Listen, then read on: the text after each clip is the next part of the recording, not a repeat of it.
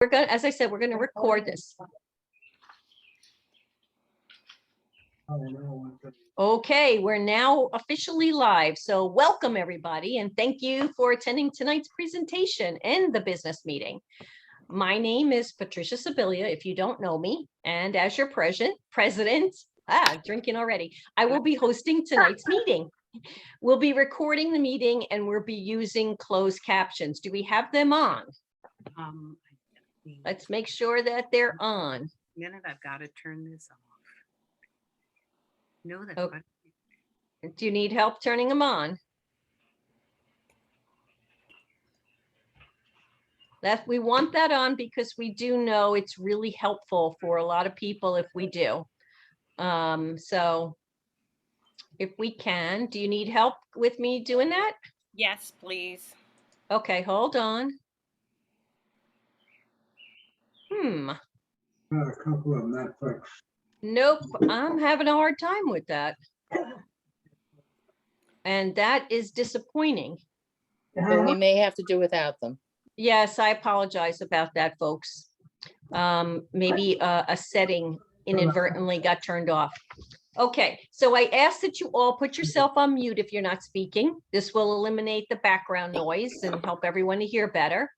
We do expect some people to call in via telephone. We'll see if they show up, but there is a mute function for them. And for those of you who ever call in, it's *6 if you want to mute and unmute via phone. And we do have somebody who probably needs to get muted. Let's just take a quick look. This was a new one for last. I'm going to write up. Okay. All right. So it looks like we're taking care of the muting. So as I said before, please use the chat box where needed only for questions, and your chats will be seen by all the participants and will respond to your questions. So, you know, let's keep the sidebar chatting to a minimum during or not at all is the best as we go through the meeting. But again, I am saying ad hoc that if anyone wants to say after and chat with me or chat with whoever, I'm here for you. So again, there's speaker view. So there's a little box up in the right-hand corner that it says view next to it. Depending on your device, it's usually up in the right. Please set that to speaker mode. That way you'll be able to see who's speaking as opposed to having the gallery mode where you see everybody. But we will have a point. We'll probably, I think we should do it just as we're switching from the presentation tonight over to the business. Let's take care of turning everything off and turning the screen. We can take some pictures of everything. So we did just have somebody join us that ends in their phone number ends in 7601. Hi, person 7601. Can you identify yourself? First name Colleen, last name Mayo. Oh, excellent, Colleen. Thanks for joining. I'm so glad you were able to. I will tell you that we have a way for you to mute and unmute yourself. If you hit *6, that will either mute or unmute you depending on what mode you are in. Okay, so thank you. Yep, and there will be times when we get into the voting, we'll call on you directly. So we're just about ready to begin. I think we still have some stragglers coming in, but that's fine. So I want everyone to put up their feet. You can be in whatever mode you want to be because you're in your own home, and that's fine. And if you do have a glass with you, I raise our glasses now to all the good things we accomplished this year and for us to be able to celebrate it tonight. So thank you all for being here. And I'm taking a sip in honor of all of you. Nice. And now I'll turn it over to Gail Volk, our second VP and advocacy chair for the educational part of this evening. Take it away. Thanks, Patricia, and welcome everybody. It's good to see you all. Tonight, I'm excited to introduce you to Frankie Y. Bailey, who I had the pleasure of working with last year. And many of you know her as our wonderful facilitator for the James Baldwin's America Reading and Discussion Group. a professor at the University of Albany in the Criminal Justice Department. Frankie teaches, studies, and writes. She's a published author. Her specialty is crime and justice, and her focus tonight is on the intersections of criminal justice and American history. To ensure that we can all hear her, we appreciate that you're all muted for now, but she will be taking questions afterwards. And if you have any, please hold them until the end and use the chat where you can enter your questions. So take it away, Frankie. Thank you, Gail, and thank you all for inviting me. Let me apologize in advance. I'm holding on to my puppy as I talk because he had surgery on Friday. I have to keep him quiet, and so I can't let him run around. And he would bark if he were in his crate. So if you see me, being jerked in the other direction, it's the puppy. So why don't we get started? Let me just say, I'm going to go through the slides fairly quickly to leave time for questions at the end, particularly the first few slides. I'm going to be talking about giving you a sense of the development of criminal justice reform, and then I'm going to switch over to some academic research about criminal justice reforms and the issues related to that.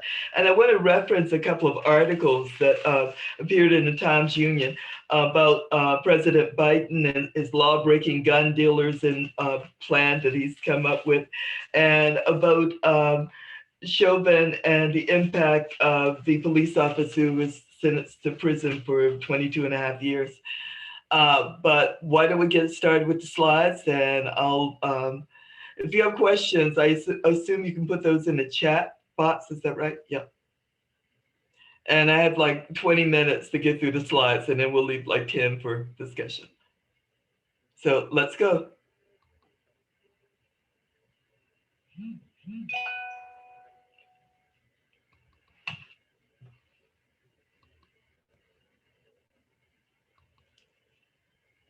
Okay, so I have PowerPoint, and that's going to be coming up in a moment.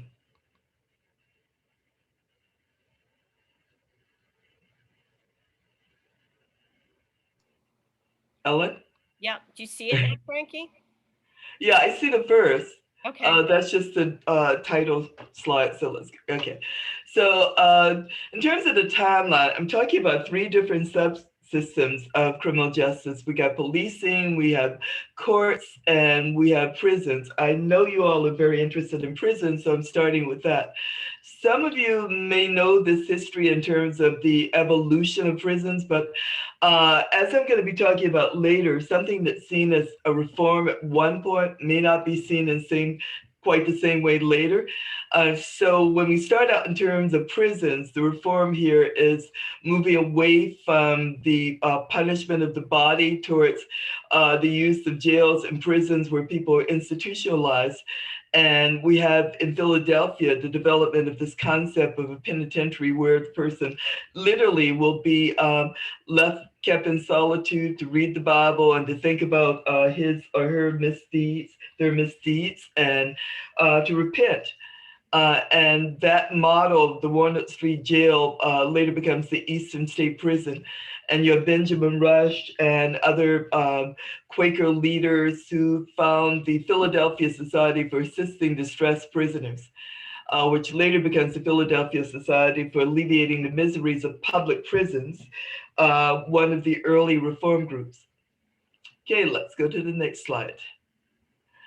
Okay, we're looking at, during this period, at the European Age of Enlightenment, and we have several philosophers who come out of that era, but they're beginning to look at this idea of criminals and a possibility of treatment as well as discipline.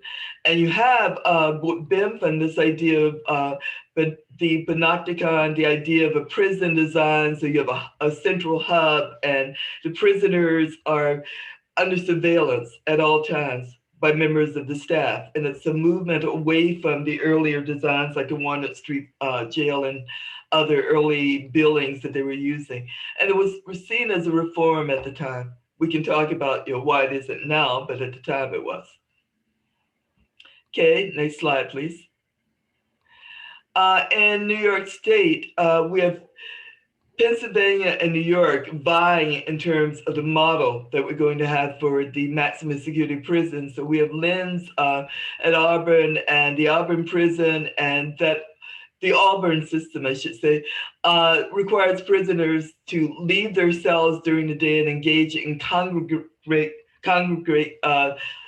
group, sorry, the puppy's pulling on my leash, the congregate group labor, which is different from the Pennsylvania system where they're in solitary. Has anyone, I can't see your hands, but maybe you can do a glove. Has anyone been to Philadelphia and taken that tour?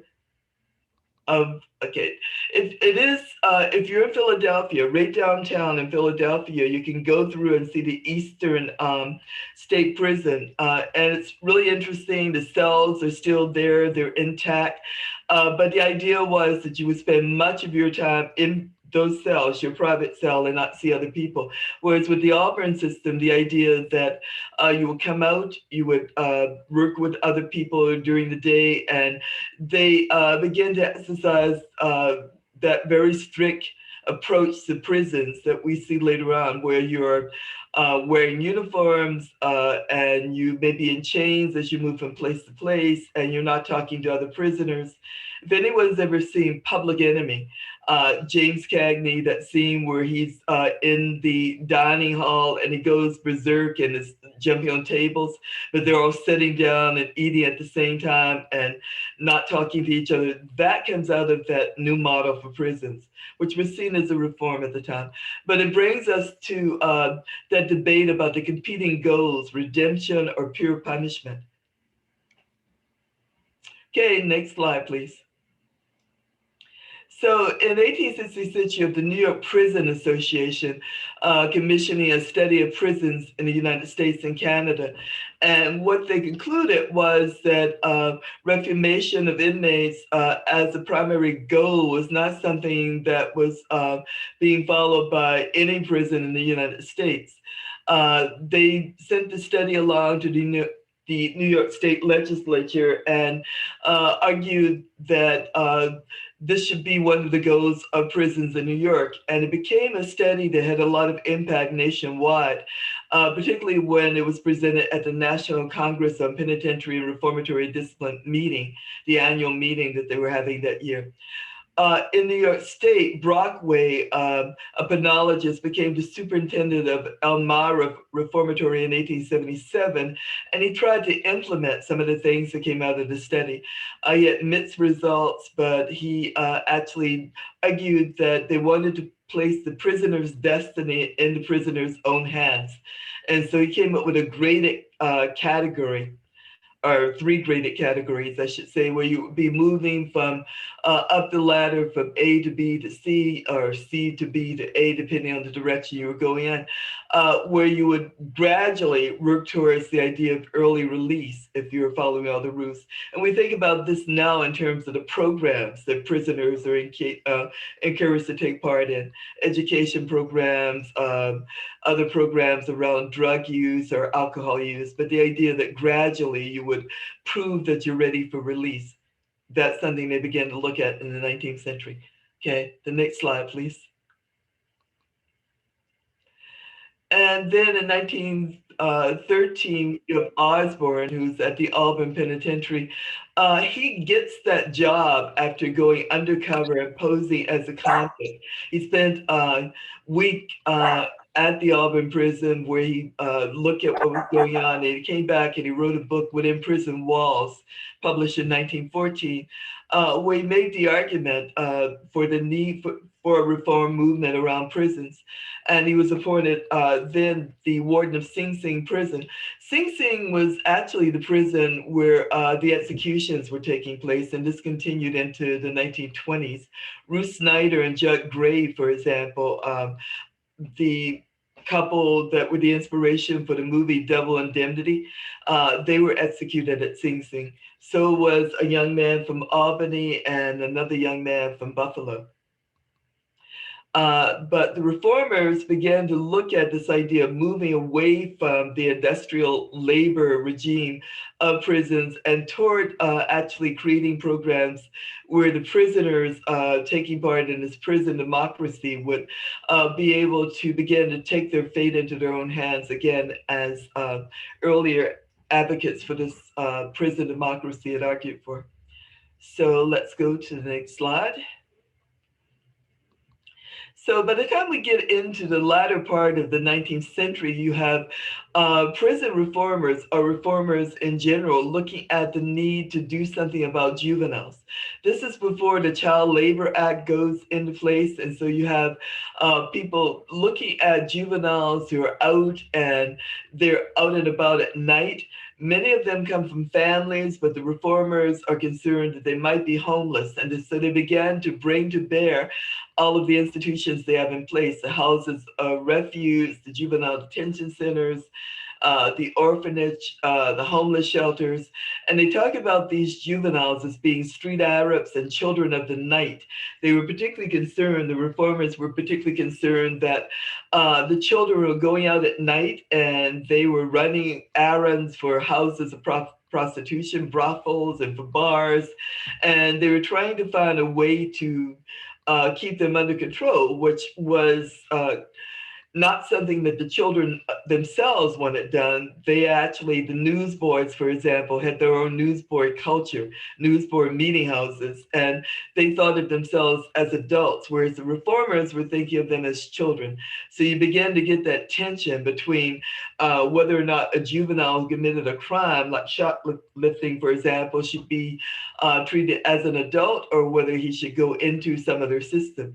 And by the time we get to 1899 in Chicago, the women's club there joins forces with the Chicago Bar Association and the Catholic and Protestant Charities, and they advocate for the passage of the Juvenile Court Act, which by 1899 leads to the first juvenile court system in Chicago. And this begins to spread across the country. So by the time we get to 1920, every state has some version of the juvenile justice system, which is still in place. Let's move to the next slide, please. So flipping to the police, by the time we get into the mid-19th century, Boston has the first modern police department. They reorganized in 1854. New York City has municipal police department founded in 1845. New York City is particularly interesting because there's a period of time when they have an unsolved death, the death of Murray Rogers, who's found floating in the Hudson River, and other things. And there's a lot of concern about the dangers of the city for young men and young women. And actually the state steps in at one point and takes over the city police department. And the state police and the city police are vying for control. And the city eventually gains control again. During this period, as new police departments are created, as they take over the 24-hour function of having police officers walking the beat and patrolling, you're finding that the watch, that they're in ward systems and the politicians there are deciding who should be a police officer.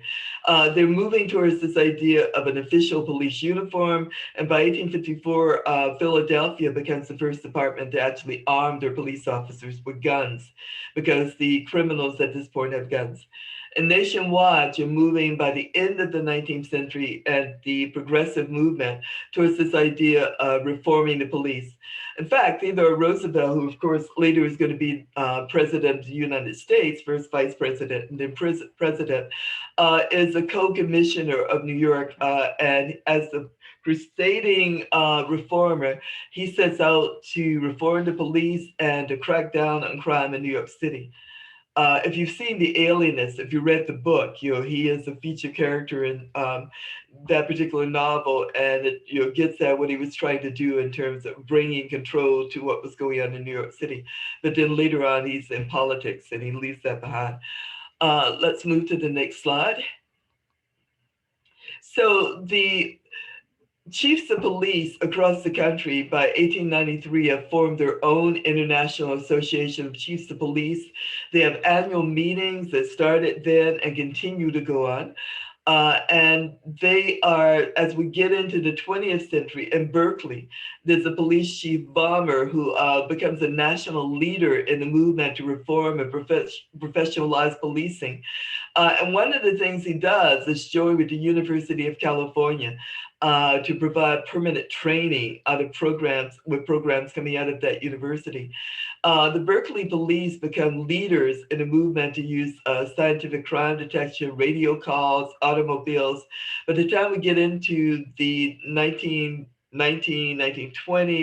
here in Albany and elsewhere, the police chiefs are advocating for police cars with radios. And by the time we get into the late 1920s, when organized crime is active in spite of prohibition, and when gangster movies are being seen by everyone, they're making the argument that if gangsters have guns and move cars, then police departments need to have those guns and cars as well. There are also police women began to appear, not police women in the sense that we think of uniformed police officers, but police women coming out of social work, middle-class women who are recruited as operatives. In 1905, for example, in Portland, they have a police woman who attends the city, that city's World's Fair, and she is there to look out for the women and children. This is the duty given to the police matrons in most of the departments. Wells is the first police woman in Los Angeles, but even she is not active in terms of patrolling streets. She's going undercover, she's doing other things. Okay, let's move to the next slide, please. So by the time we get to the 1960s, we got Chief Justice Earl Warren, and he and other liberal justices are looking at policies and practices of police departments and lower courts. And you can see here, you're probably familiar with some of these cases, particularly if you watch Law and Order, Miranda versus Arizona, where in any police drama, they always quote that Miranda decision, you have the right to remain silent. You know it by heart if you ever binge watch Law and Order, as I have. The Matt decision, of course, deals with search and seizure, and that is still an ongoing discussion. And some of the confrontations recently between police officers and citizens, that issue has come up. And the court in recent years has given the police a bit more leeway. And that connection between slavery and prisons, I'm looking at that. I'll come back to that in just a sec. And Wainwright, the right of felony defendants to have an attorney as a part of the statement they're giving. Someone wanted to know the link between slavery and prisons. Of course, prior to the Civil War, most slaves, there are free blacks in cities like Philadelphia, for example, Albany, upstate New York.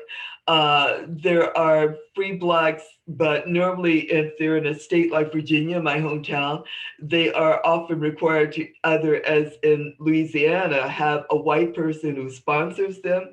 And so they're able to give an annual pass and certifying that they're respectable citizens.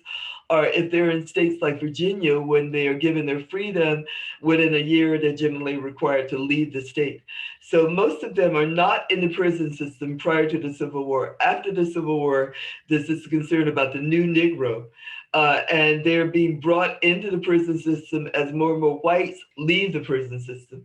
And so historians talk about the fact that the prison system, particularly enhanced penalties for minor crimes, is being used as a way of bringing more blacks now free into the prison system and using them as prison labor. The prison farm comes along during this period where they're growing crops and farming, and also they're being leased out to private companies, mills and factories and mines as prison labor. There isn't a lot of concern about state control over the prison labor. They lease them out for a year at a time, and as one author said, one die, get another. They were not too concerned about that. But prisoners eventually the South begins to see sending them to prison as a way of dealing with the lynching issue that was a problem during that period. Well into the 1930s and 40s in the Deep South, people were still being lynched. And so they were very concerned about the federal government intervening. And so they try to move towards using prisons, as in the Scottsboro Boys case in the 1930s. Sorry, my telephone's being here.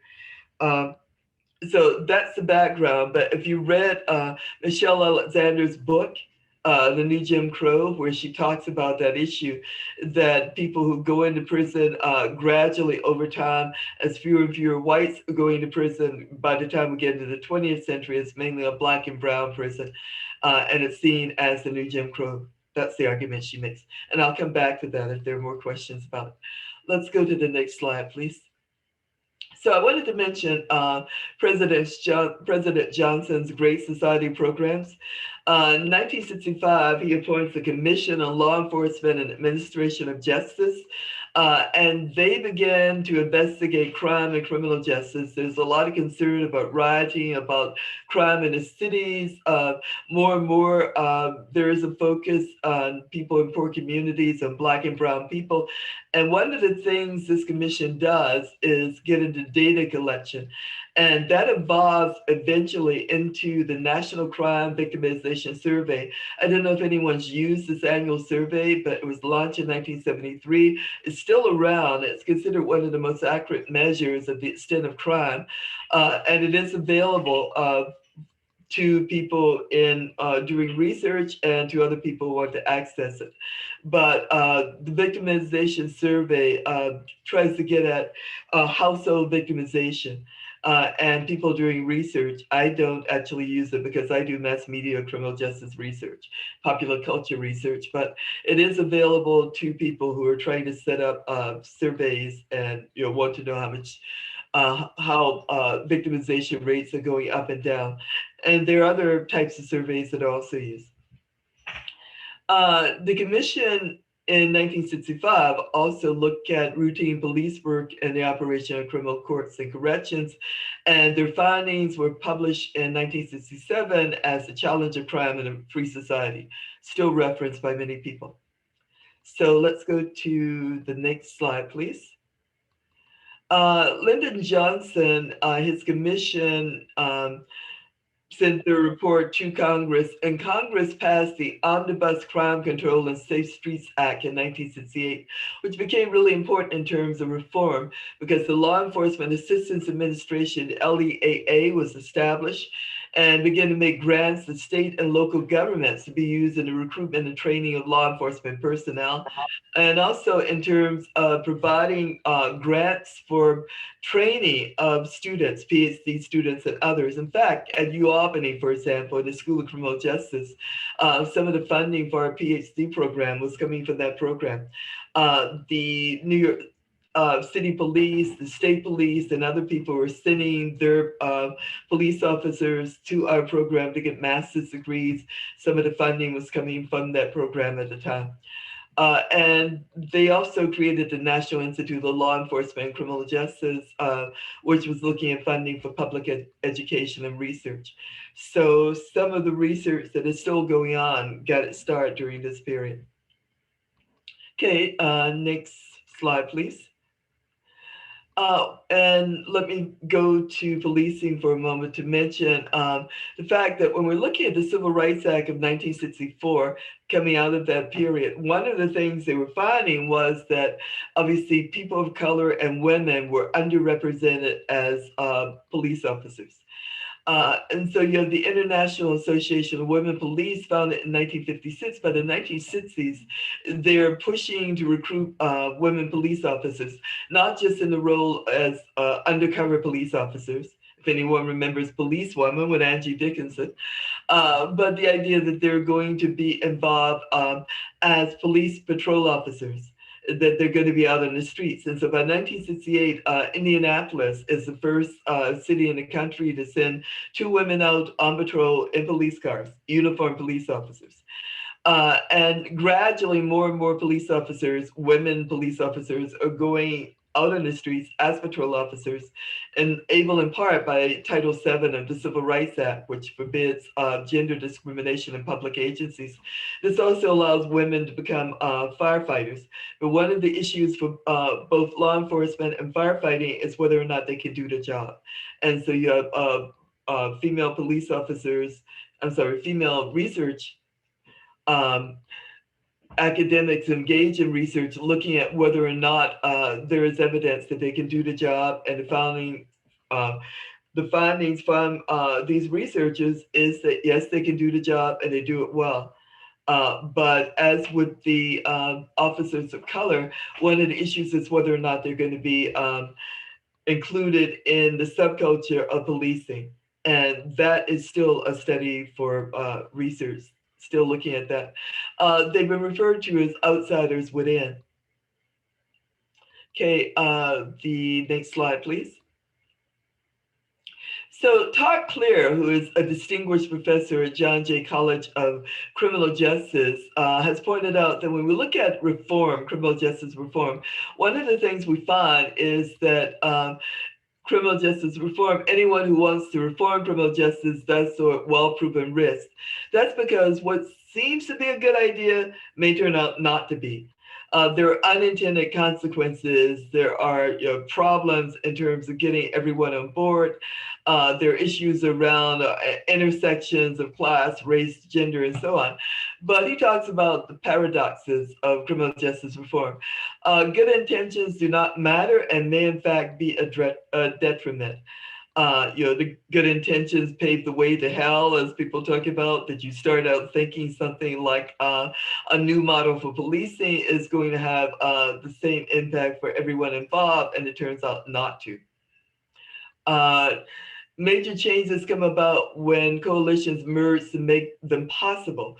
This is one of the unintended consequences of this, is that when you bring groups together to do something, no one group is going to get everything it wants.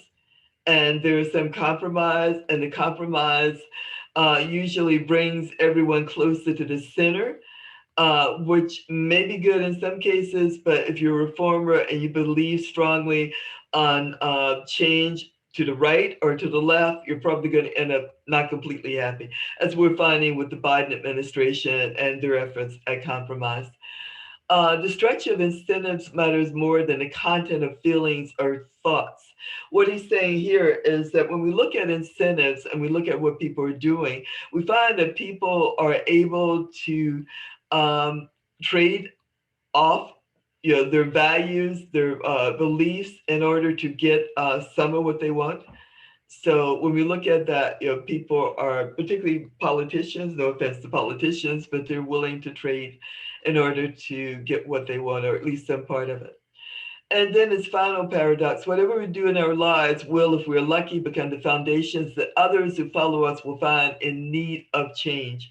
Making the argument here that the changes we make, the reforms we make now, the best we can hope is that they are going to pave the way to more and better reforms. Okay, let's go to the next slide, please. Okay, Catherine Beckett and her co-authors in an article pointed out, they were looking at reforms and the contradictions in criminal justice reforms.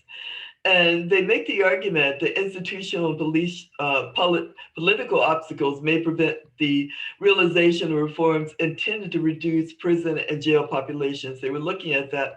And they argued that there are also cultural barriers to this kind of comprehensive reform that we're looking at. And so they're making the argument that neither reform advocates or policymakers seem to be willing to make the case for this kind of comprehensive sentencing reform based on a thorough accounting of human costs of mass incarceration. People are taking parts of this kind of reform movement, and they're advocating for the part that they favor most, rather than trying to take a holistic approach and look at all of this and sit down and do this piece by piece and come up with some whole that reflects all of the things going on in prisons and correctional systems. Okay, let's go to the next slide, please. some other academic findings, and these are drawn from different things. One article, for example, was looking at traffic stops, and they found that when we look at that, the data that is collected and analyzed, particularly data coming from police departments who are mandated to collect that data, may not be unbiased in the terms of how people approach the analysis. Some departments, the Albany Police Department, for example, has actually paired with academics in terms of analyzing the research. But law enforcement agencies have challenged the validity of the data being collected, or simply refused to acknowledge the findings when that collection of data is coming from the outside. There's also the political attitudes we need to look at. We know from decades of research that politicians believe that nothing can be more damaging than being viewed as soft-on crime. We know this from Richard Nixon, for example, who started out as an advocate for treatment for people addicted to drugs. And by his second race, when he was campaigning during that time, he moved in the other direction towards being tough on crime. And that has happened over and over again with people trying to find some middle ground and being pushed in one direction or another. Okay, the next slide, please. So one of the things we know from the research when we look at public support for issues like police reform, and this can be carried over to things like prisons and other types of research. I'm sorry, it's so dark in here. I forgot to turn my light on. So when we look at this research, what we find is that in the case of policing, for example, where we have what's right now being called a crisis in policing, the research is looking at public perception and found that the public is rattled right now when it comes to policing. They're rattled because they don't know how to view what's going on. This has sparked some fresh debates on reforms. If you have been following this, you know the debate going on about defunding the police, which Joe Biden is opposed to, and other politicians, some other politicians are opposed to. But we have this reform movement on the left arguing that we should not dismantle the police necessarily, but that we should start over in terms of how police departments are structured and how they function. And you're viewing this in the context of the communities they're policing. It's unclear how the public is going to respond to proposed changes in policing. There doesn't seem to be a lot of support for the idea of completely dismantling police departments, but at the same time, we don't know how far left or right the public is in terms of this. As in most cases of the public and policing, we know there's some support among the people in the center, the mainstream. We do know, as one group of researchers have found, that people are rallying to the defense of the police because criticism of the police makes them feel insecure about the state of morale and morals and righteousness in society. This sort of insecurity is reflected in the ability or the need of some people to disregard some of the data, some of the findings. Can we go to the next slide, please? So when we're looking at the public, there are two primary reasons we need to be concerned about the public response to police policy and practice. The policy and strategies disfavored by the public and have consequences for how legitimate they are seeing the police department. Some people have argued the police department is completely illegitimate, that the way it goes about many of the departments across the country, the way they go about policing makes them illegitimate in terms of their ability to engage in procedural justice.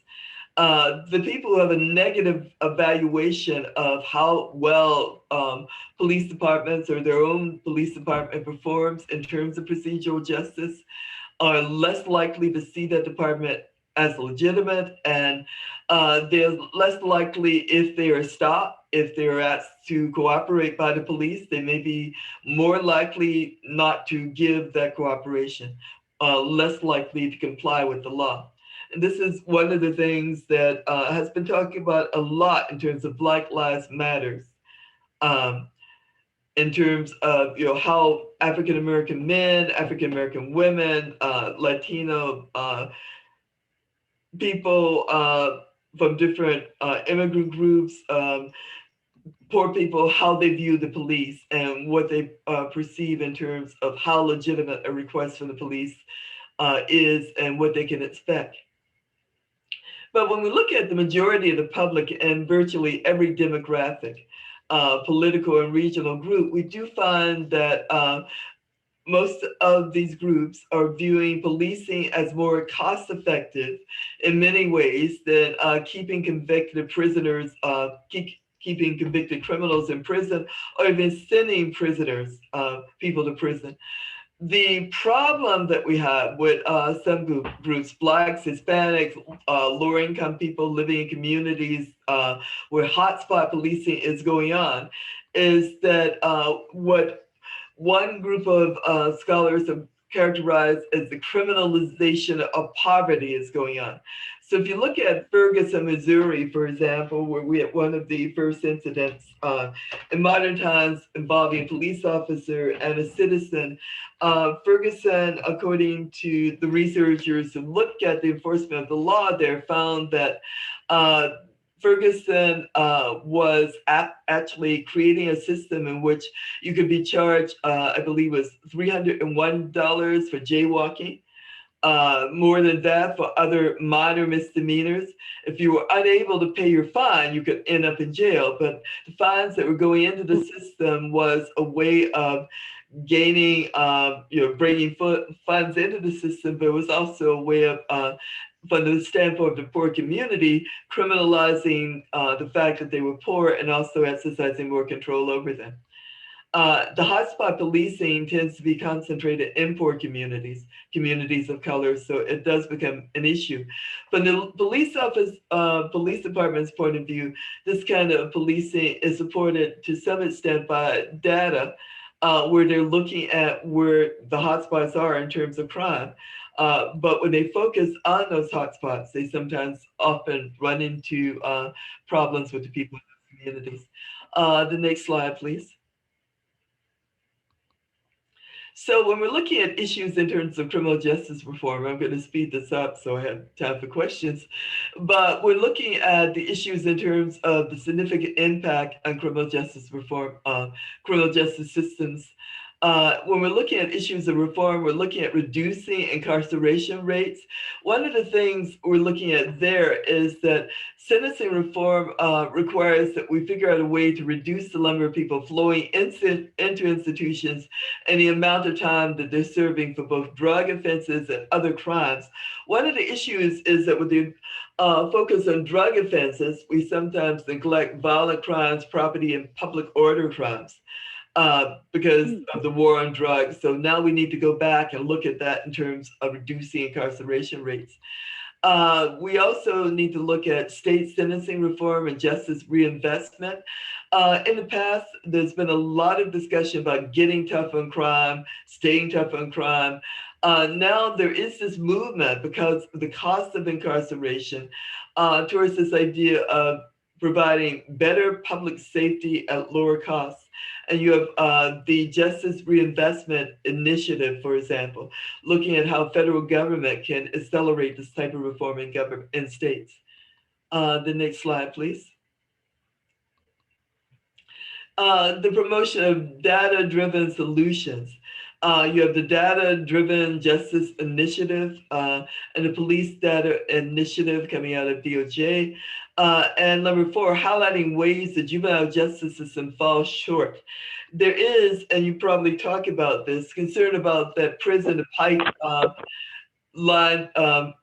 school to prison pipeline that brings many young African American and other young men and women of color, people of color into the system, where beginning as early as preschool, you have people going into the system where suspension and expulsion, and the idea that by the time they reach, and we've seen, clips of children being tasered and arrested and those kinds of things happening.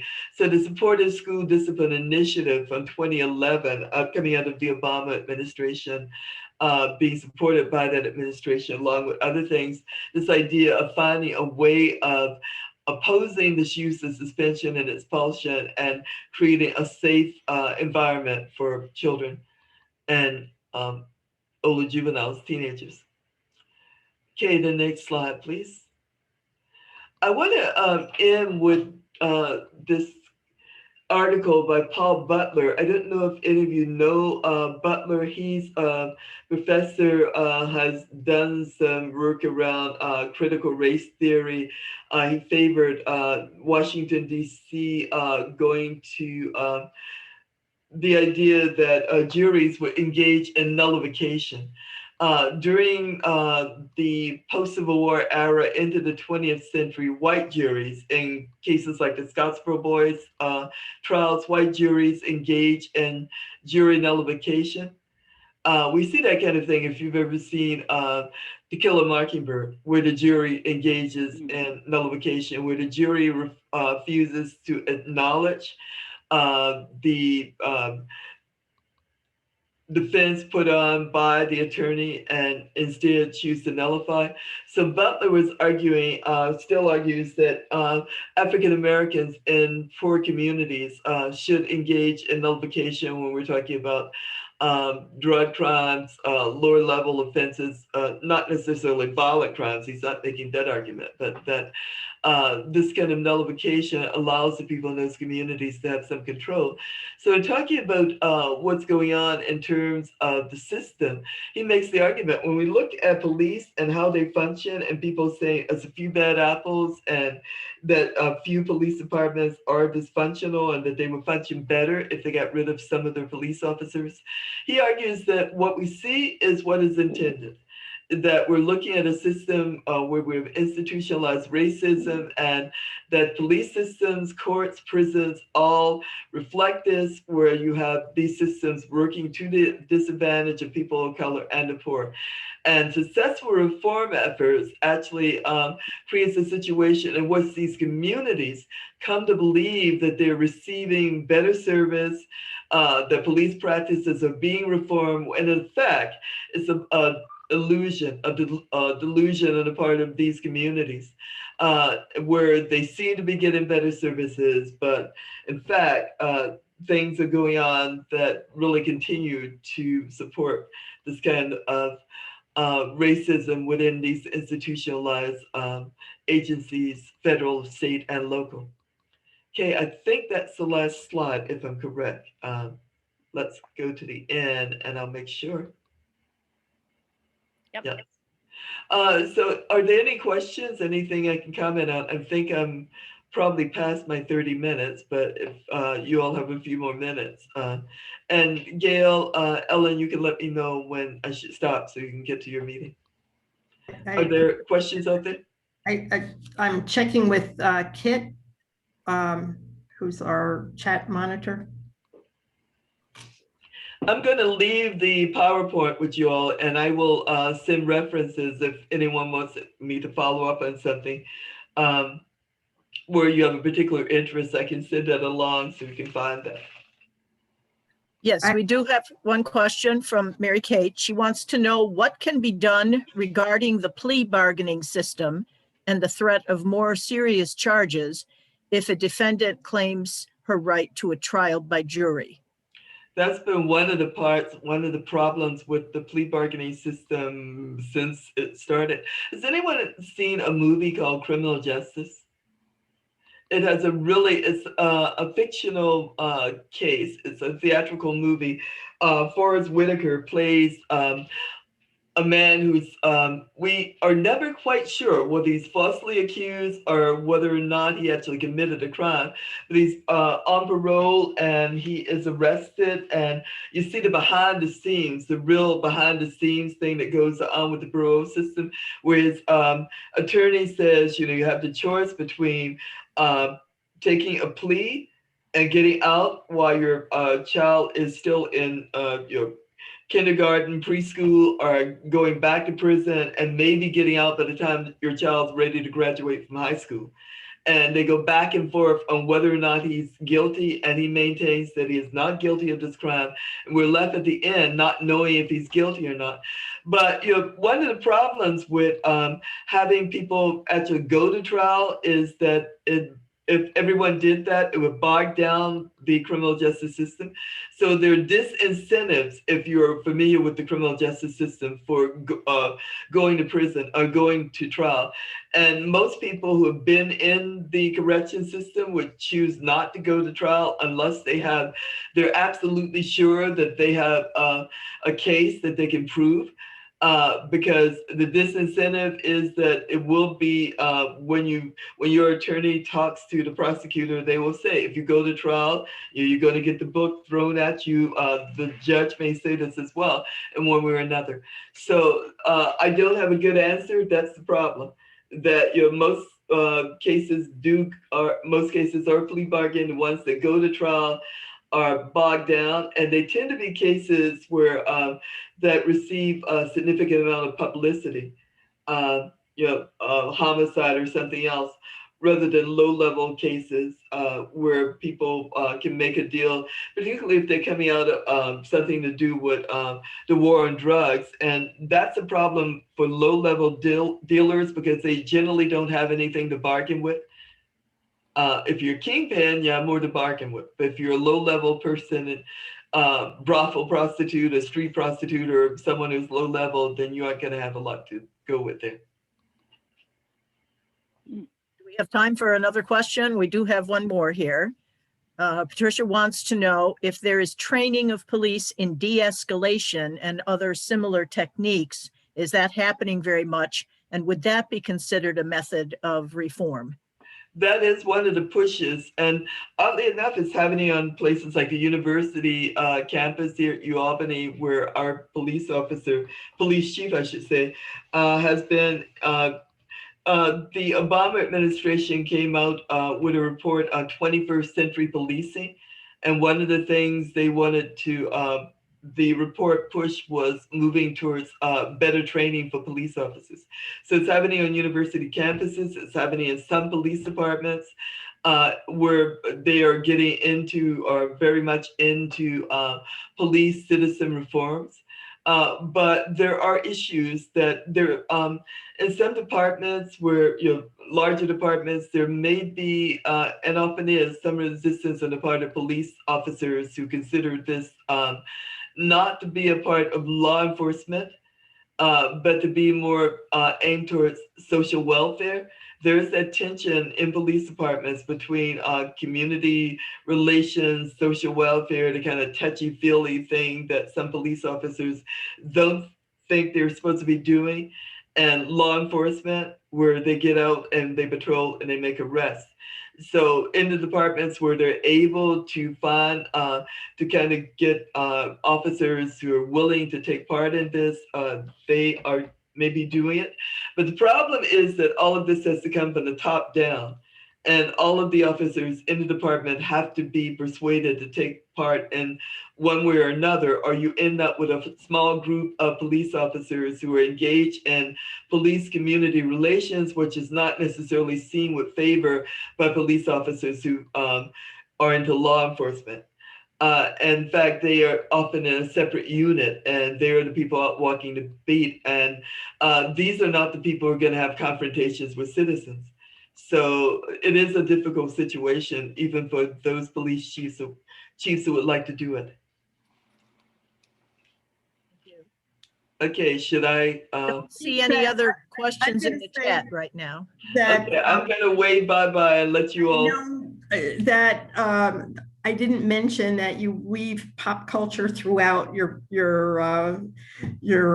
presentations, and that is a major part of what you do. But thank you so much. And if there are any other questions that maybe Send them along, and I will send you. Yeah, if anyone has other questions, just send them along, and I'll send the bibliography and sites or an answer, a response if someone has a question that they want to know more about.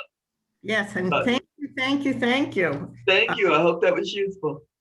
Yes, Professor Bailey, that was outstanding. We almost need a lot more time, and I know we ran over, but we'll have to maybe consider having a full program on this one time and get into some conversation, but do appreciate that you taking the time with us. Thank you. Yeah, it was my pleasure. Happy to do it.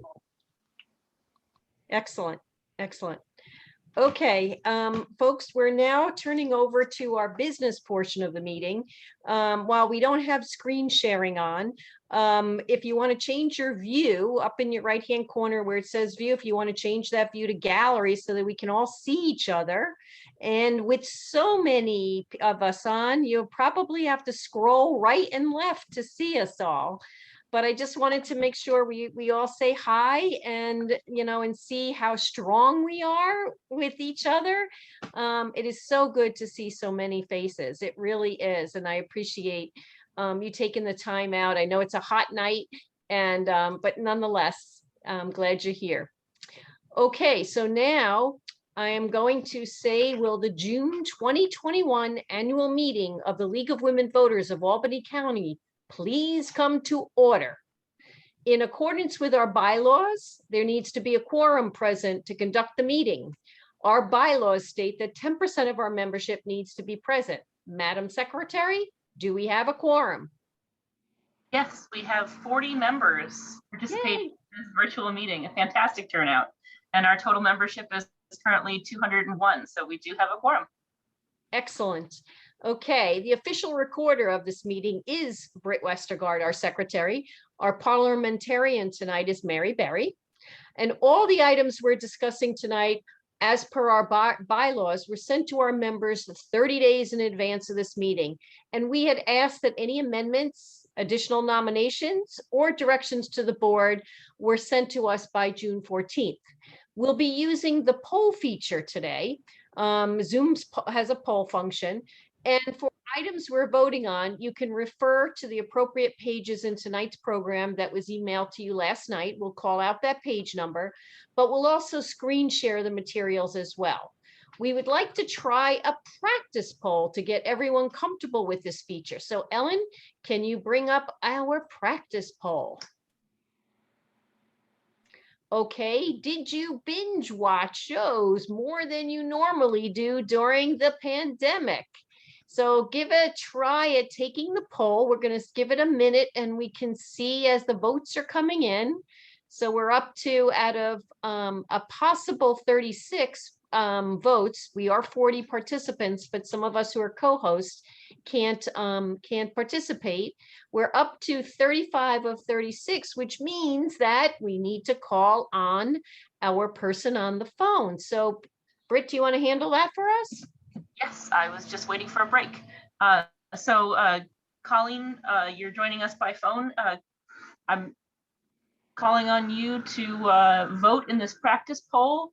In the question of, did you binge watch shows more than you normally do during the pandemic? Do you vote yes? No, I did not. I'm sorry. No, I did not. Okay, her answer was no. We can end the polling and show the results. Britt, if I'm taking your lines, I'm sorry.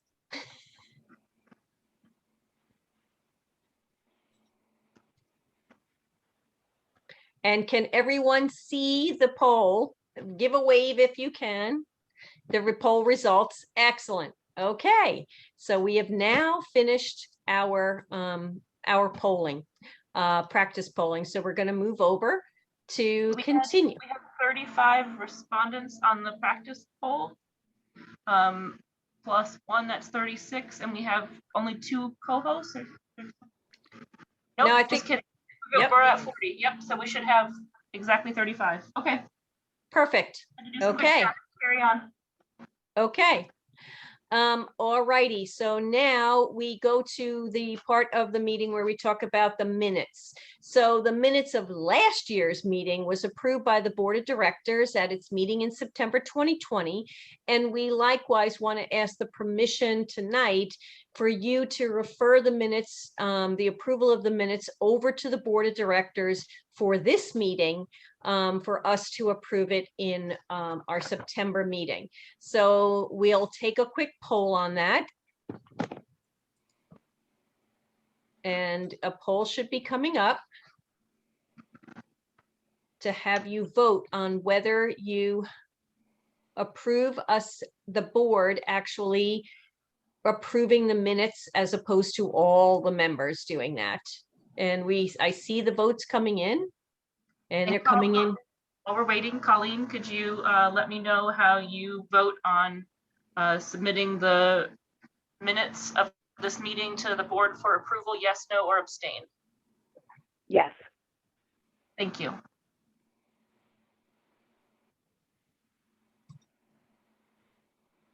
Okay. And it looks like we are at 33 of 35. So we need, did everyone vote? We'll give it just a few seconds more.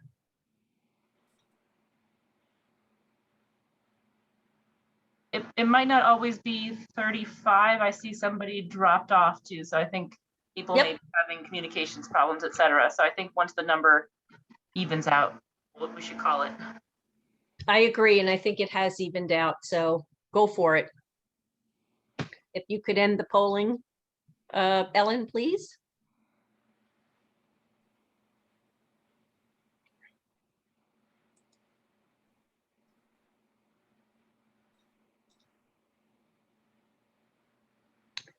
So we're sharing the results right now. Everyone can see the results. No, they can't. Oh, if you could share them, Ellen. I am sharing them. They were there. Okay. We need to read the results for the phone. Yes, so the results are that the board will review the minutes of this meeting at its September 2021 meeting. Okie dokie. That's that. Okay, I now call on our treasurer, Margie Skinner, to present our treasurer's report. Okay, so is it, you gonna screen share it? Yes, we should be screen sharing it. It's going to Okay, come the up. treasurer's report is in the program. Okay, Okay, so the treasurer's report is on page 2 of the program. Let's give Ellen a chance to switch over to the other.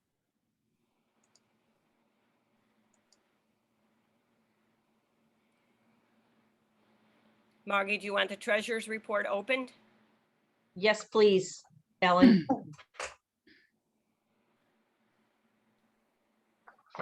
yes. Thanks. Okay, it's very concise and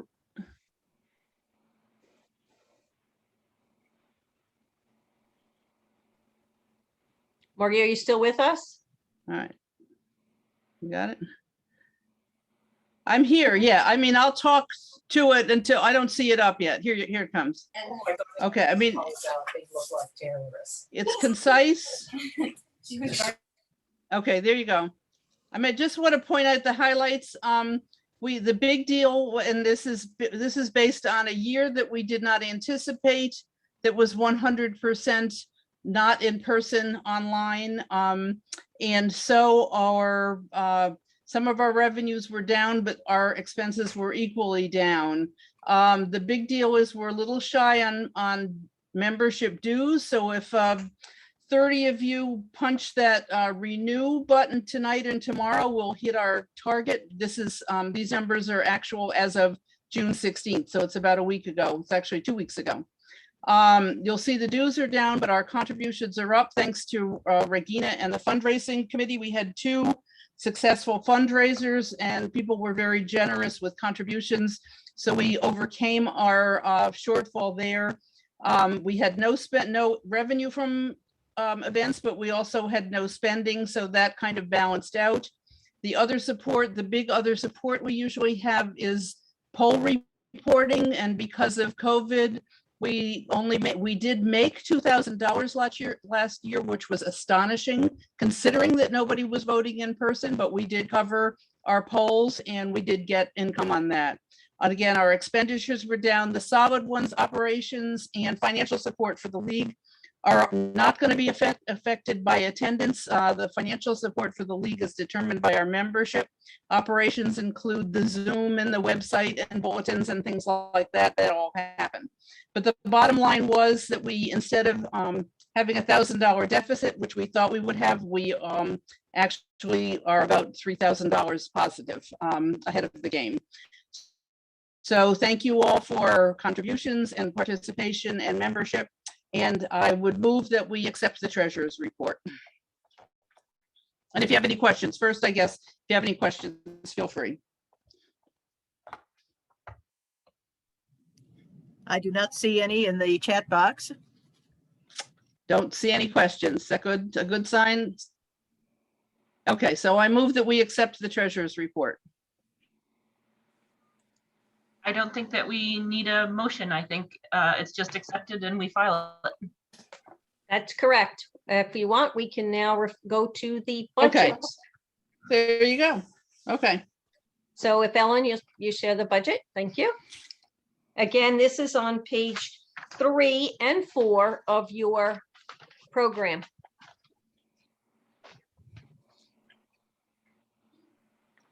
Go ahead, Mark. Oh, me? Mhm. Okay. Oh, I All right, am, I well, apologize. again, I totally last year we apologize. the This is numbers are me. there. Yeah, I thought you were doing it, Patricia. Yes, I completely okay. forgot that I played the role of Good. budget committee chair this year. That's my bad.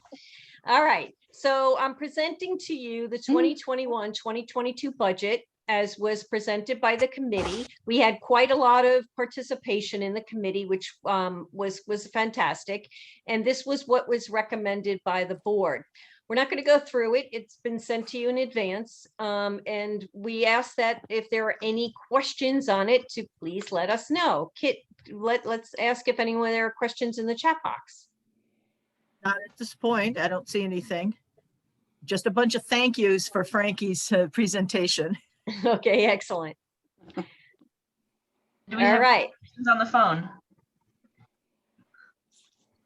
Colleen, do you have any questions on the phone?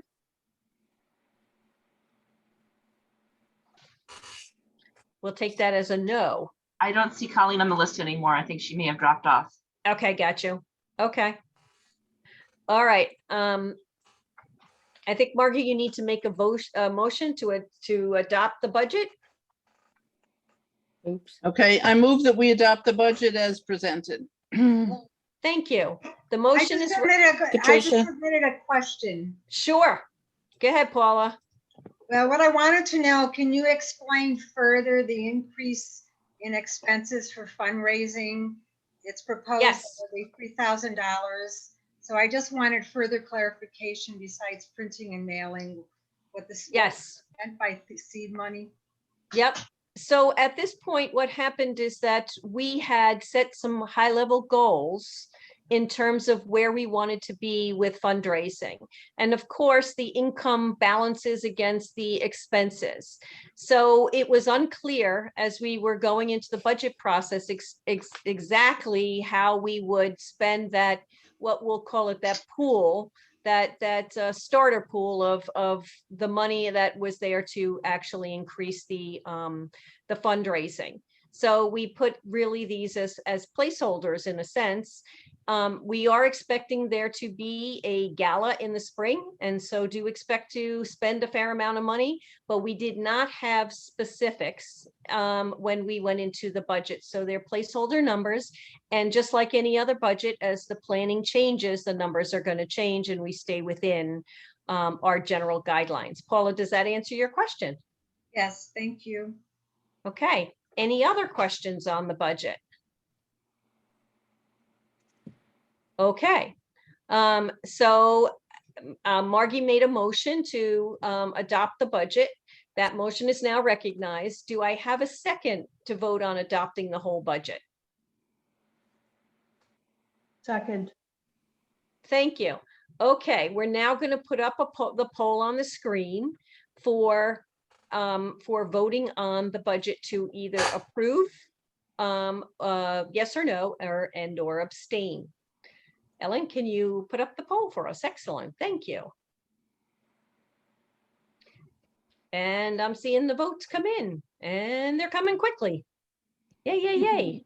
And how do you vote from the phone about approving the annual budget as presented as a whole? Yes, no, or abstain? Yes. Thank you. Thank you, Colleen. So it looks like we are pretty much at a finishing up of the poll. So let's close it and show the results.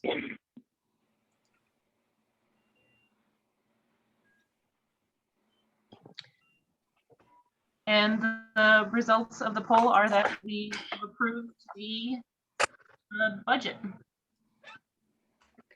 Excellent. Thank you so much. All right. Thanks for voting on the budget. Now we turn our attention to the bylaws. Mary Berry, besides being our parliamentarian, was also the chair of our bylaws committee, and she's going to walk us through it.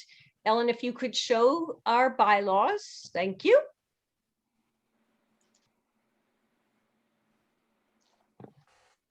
Mary, you want to take us through it? You're on mute. I'll present the proposed changes to the bylaws, and you see them on the screen. They're also on pages 5 and 6 in the program. Also, you should know the bylaws require a 2/3 vote to pass, unlike other things are by a simple majority.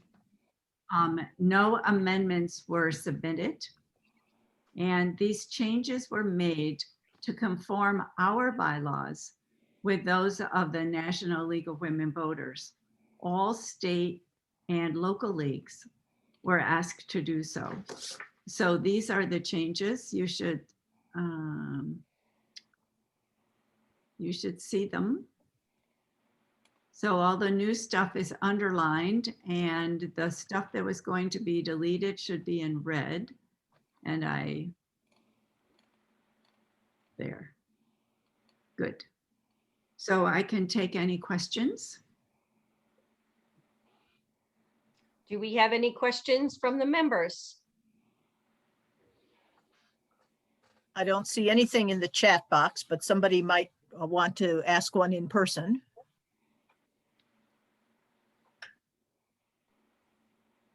No questions? If there's no questions, then I move that we adopt the bylaws changes and vote on them in their entirety. I recognize that motion, and I call for a second on adopting the bylaws. I'll second that. That's Ann Erling. Thank you, Ann. And now if we could put the poll up on the screen to do a vote on adopting the bylaws. Okay, everyone should have that, and I'm starting to see the voting happen. You guys are all perfect at this. I don't even think we needed that practice one. And I'll go to the phone to Colleen in terms of approving the amendments to our bylaws as presented. Do you vote yes, no, or abstain? Okay, yes. Yes. Thank you, Colleen, for that. And it looks like the counts are in. If we could end the polling and show the results.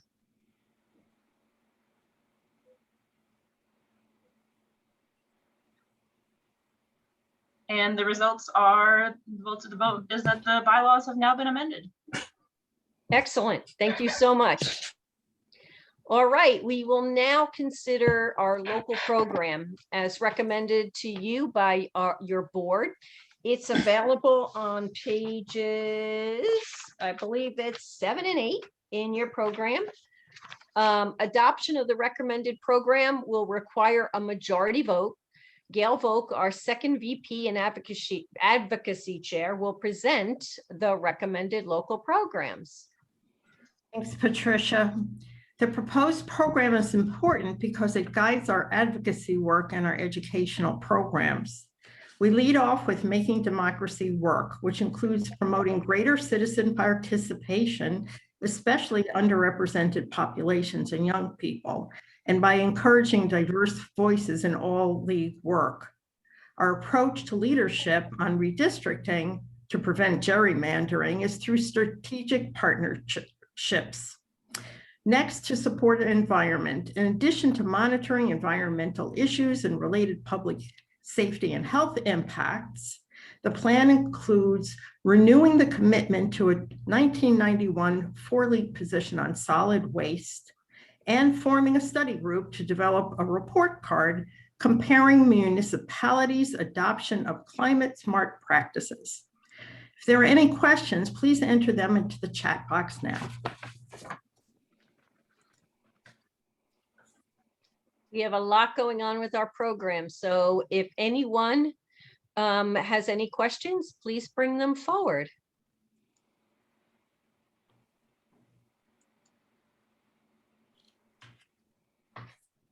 Okay. I don't see any questions in the chat box. I do know there's some storms around and some people are having issues with connectivity. Yes, I saw that Arlene Stein's having some issues. Yep. So with no questions, Gail, do you want to make a motion? I would like to make a motion that there be a vote to accept the program in its entirety. I second Okay. that motion. This is Mary Kate. Thanks, Mary Kate. We'll now vote on adoption of the proposed program. If you could put the poll up, Ellen, that would be great.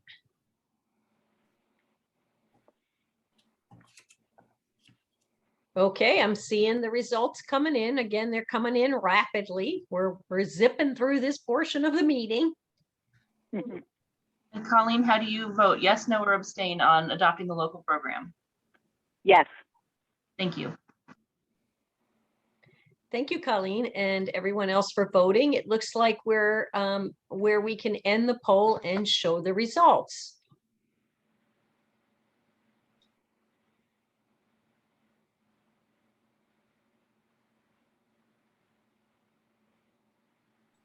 And the result of the poll is that I was on mute. The result of the poll is that we have adopted our program for the upcoming year. Thank you. All right, thank you everyone for voting on the program. We now turn our attention over to the election of our board members, both officers and directors. And Amy Vastola, the chair of the nomination committee, will walk us through this. This is on pages 9 and 10 of your program. And for this portion, since we have it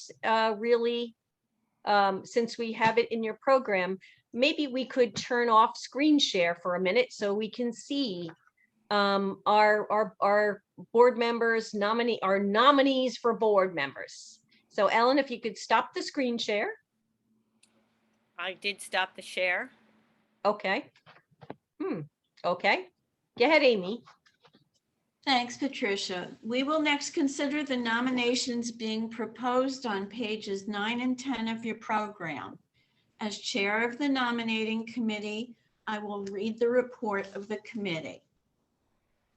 The nominating committee has nominated for the board the officer nominees, second vice president, Mary Kate Owens. Mary Kate, are you here this evening? I am here. Thank you, Amy. For treasurer, Margie Skinner. Margie? Then we have. I'm here. We have director nominees, Director Paula Brewer. Paula? Are you here this evening? Okay. Director Chris Deese. Probably mute. Yeah, I'm here. Okay. Director Ann Erling. I guess not. I'm here. Okay. Director Stacy Lee. Stacy's not with us tonight. Nope, she was Okay. unable to join us. Director Ellen Sullivan? Hi, Ellen? everybody. Hi. Our Director- technical person, sorry. Okay. And Director Gail Volk? The Yeah. Okay.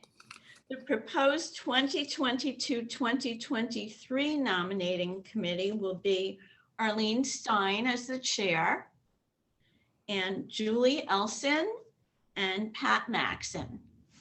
2 board members to be named will be named to the 2022-2023 nominating committee in September. The nominating committee recommends the slate. I move to approve the adoption of the slate of officers and directors in its entirety. I'm sorry, but there's an amendment because Arlene Stein is not the chair. Julie Elson is the chair for now. So that's an error here. Our apologies. That's correct. It should have been changed. Thank you, Julie, for stepping up and agreeing to chair. We love that when that happens well. I owe her a dinner in Chicago. Oh, wow. Okay. All right, the chair now declares the nominations closed. Do I have a second? I second. Thank you, Kit. Yeah, thanks, Kit. Okay, so now we're going to vote. If we could put up the poll.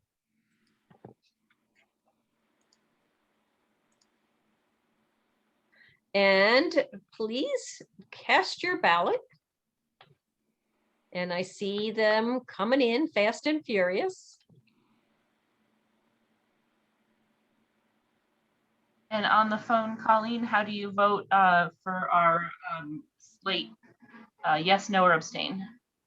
Yes. Thank you. Excellent. Okay, looks like we can close the poll and show the results.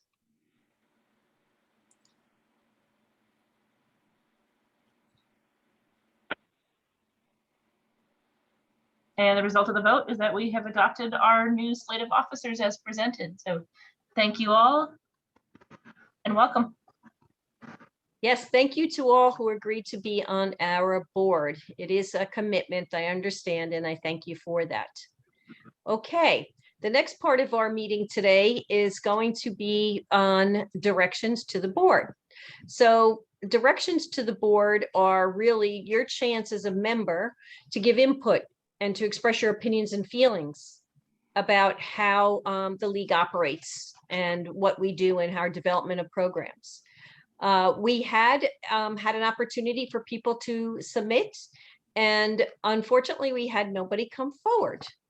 So I will say that at any point, if you feel like you want to make a direction to the board in the future, just send it on in. But for tonight, we have none. And so we can then really conclude the physical part of our business meeting and turn our attention now over to the to cover our accomplishments from last year. Let me just get myself straight. Oh, yep. So the first up on here is going to be Gail Volk, who has established and then led our new DEI committee. You can follow along on pages 12 and through on page 12, I think it is in your program. And I turn it over to you, Gail. Thank you. In 2017, in preparation for its 100th anniversary, the League of Women Voters of the United States prepared a forward-thinking document called the Transformational Roadmap. An important conclusion was that the League lacks racial, economic, age, and social diversity, all impediments to the League achieving its mission and growth for the future. The report recommended that state and local leagues should commit to sharing diversity, equity, and inclusion tools with their members In the fall of 2020, we established the DEI work group here in Albany County, and we were charged with developing an action plan, which is what we developed and what you're looking at right now. Are there any questions about this action plan or the DEI work?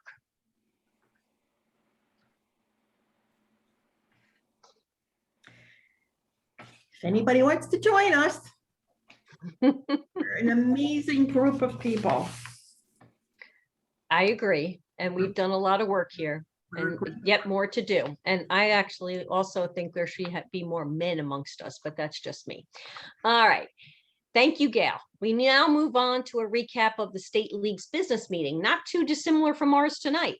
If you're following along in your program, we're on page 13. Gail, can you walk us through this? We had a great team of delegates this year that included a number of first timers, including Mary Kate Owens, Ellen Sullivan, and Ann Erling, who we met earlier. We also had Regina Tillman, Patricia Sibilia, and myself. And the slate of officers presented at convention was approved, and it includes leadership at the top with expertise in voter services, which includes our very own League of Women Voters of Albany County board member, Regina Tillman, who I am proud to say, and I'm sure you're all proud to join me in congratulating her in her election to serve a second term as third vice president. The rest of the things that were voted on, you can see here in the slide, and I'm going to turn this part over to Ann Erling. Thanks, Gail. I was given the job of just saying a few words about the climate emergency declaration that we approved at the New York State League convention. And that is to call on the New York State League board and local leagues to urge New York State and local governments to adopt declarations of climate emergency. 7 other state leagues have also passed similar resolutions, and all of this work is spurring government entities around the world, because it's an international effort, to pass declarations of climate emergency that spur local action. And so with this resolution, we here in Albany County are empowered to encourage our municipalities and county government to pass climate emergency resolutions. And we have draft language for that. And these in turn will provide the basis for bold action to lower our county's collective carbon footprint.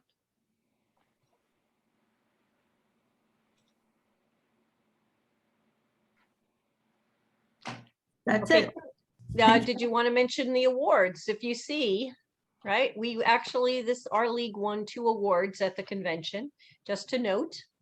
And it includes not only the fact of membership, but also we are working very closely with the other capital district leagues to on redistricting, and we won a $500 grant there. So just wanted to make sure everyone was aware of that. Okay, let me get back to my script. All right, the next thing up is really about students inside Albany. So we'd like to recognize the 2 students who served basically this year, even though they were winners in 2020 when the event was canceled. So we elected them to attend the conference that they were able to do this year. It was held virtually.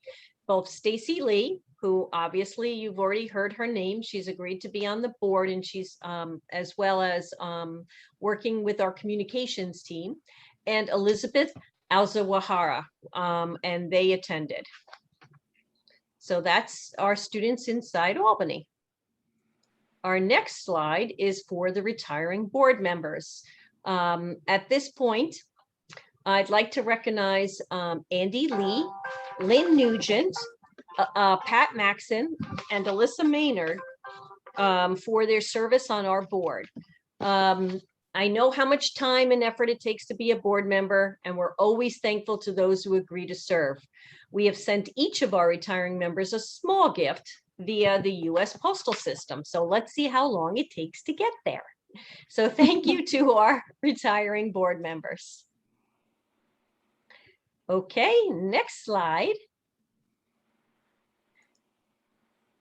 All right, lifetime members. So to be a lifetime member, you must have been a member for 50 years. Amazing to me. I'd like to recognize a new lifetime member this year, Claire Malone, who joins us, who joins her esteemed lifetime members of Edith Allen, Ann Brandon, who I believe is with us tonight, Ruth Dinowitz, Shirley Gordon, Lois Griffin, Margaret Gutman, Monique Roth, Margie Skinner, who you saw already, and Judy Wing. Is anyone, I have not. Geraldine Oakley. Geraldine Oakley. Geraldine Oakley, my bad. I went too fast. Okay. So an amazing accomplishment. Thank you so, so much. And glad that we have that sort of, thanks, Anne. We're seeing you. You're spotlighted. Thank you. We are very, very lucky to have such experienced people with us. So that's our lifetime members. And now next slide, please. In memoriam. So we now ask you take a moment of silence as we remember all those members who have passed. This includes Virginia Aquario, Guy Allo, Audrey Kibrick, Martha Schroeder, Stevie Swire, and Stephen Winters. Let's bring to mind their positive energies, their smiles, their laughs as we take a moment.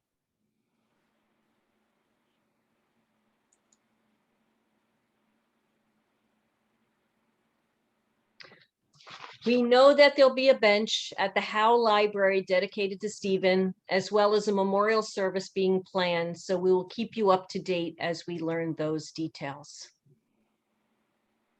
Okay. Now on to our volunteers. So our trusted asset is our volunteers. You're the core of the organization. Cheers to those who work behind the scenes, in addition to those who are in the forefront. And always remember, any little bit you do is more than would have gotten done without you. And I turn it now over to Pat Maxon, who's co-chair of our membership committee with Britt Westergaard. Go ahead, Pat. You're on mute. Take yourself off mute, Pat. You're getting there. Okay. I had too many screens. I just wanted to make one quick word. As Patricia mentioned, there are many roles that need to be filled. And as we're summing up our program year, I just like you to consider which role you will play in this coming program year. So I have 3 things to ask you. First of all, please make sure, as Patricia mentioned earlier, that you have renewed your membership for 2021 to 2022. That's the first thing. The second thing, please, if you are giving us information, make sure we have your most up-to-date phone contact and email so that we can reach you for important issues, or if you'd wanted us to contact you for a project, we'll know how to get in touch with you. And last but not least, if you would like to select a new task or a new committee you'd like to be involved in, please be in touch with your membership committee. Britt and the committee and I would be glad to answer any questions you might have. And probably the quickest way is to write to us at the League of Women Voters Albany email address, LWVAC at LWVA Albany. It's LWALBANY.org. And we'd be happy to answer any questions you might have. So make sure you're re-upped, make sure you've chosen your committee, and we'll talk to you soon. Thank you, Patricia, for the opportunity to do a commercial. No problem. Yeah. And we do know that some people are just fine and we're good with it if the only thing you do is to submit your membership dues. But, you know, anything you do is more than what would have got done. All right, so we're up to our conclusion. I really want to thank everyone for coming tonight. I hope you enjoyed Dr. Bailey's presentation as much as I did, and for taking part in the business portion of our meeting, which I know is not exactly exciting. So, but I ask you to please take a few minutes and review our annual report, which makes me so proud of all that we accomplished this year. And watch for the announcement of our program in August, where high school teachers Sean Fitzsimons from Albany High and Matt Pinchin from Guilderland High will introduce us to the Harvard case study teaching method that the league sponsored their training in. And lastly, if you have your beverage in hand, please raise your glass again to the annual meeting committee, who worked really, really hard to make this evening happy. And that means as well our annual report committee as well. So I will really say to you all, thank you, thank you, thank you. And as I mentioned in the beginning, wait, I'll take a sip. Anyone who wants to stay on and chat can. I'll stay on for a little bit. Anyone else can too. Thank you all for attending, but good night if you're going to leave. Have a good one.